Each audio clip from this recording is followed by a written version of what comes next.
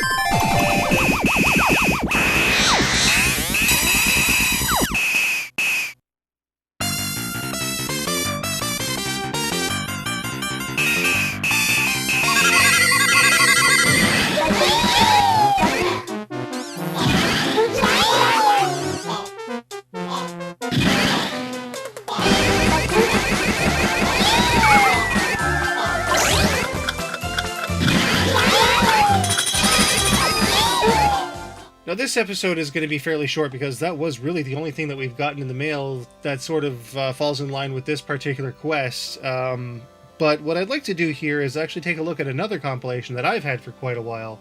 And that is the Capcom Classics Collection Remixed, which was the first of two Capcom Classics collections that were made available on PSP primarily, but also PlayStation 2 and the original Xbox.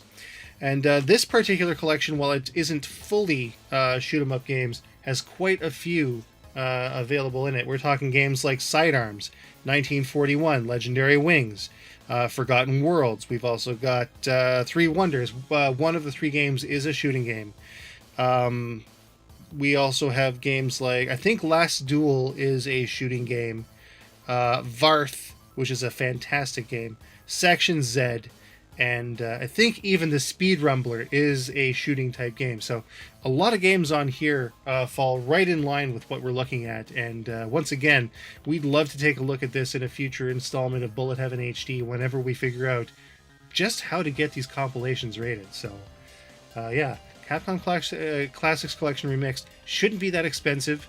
I know for a while there it was going for something like $10 at like GameStop or EV Games. So chances are you should be able to find it for a good price at some place out there. So if you like your Capcom games, this is one to get.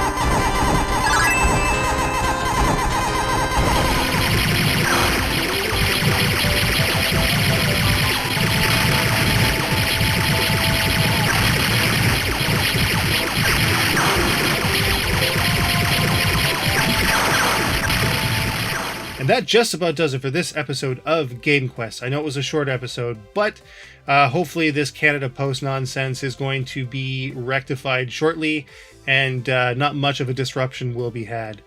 Because I really want to get my PSP game on here. There's a few compilations that I am just dying to bid on online to obtain for the show, but right now it just doesn't make sense to buy them.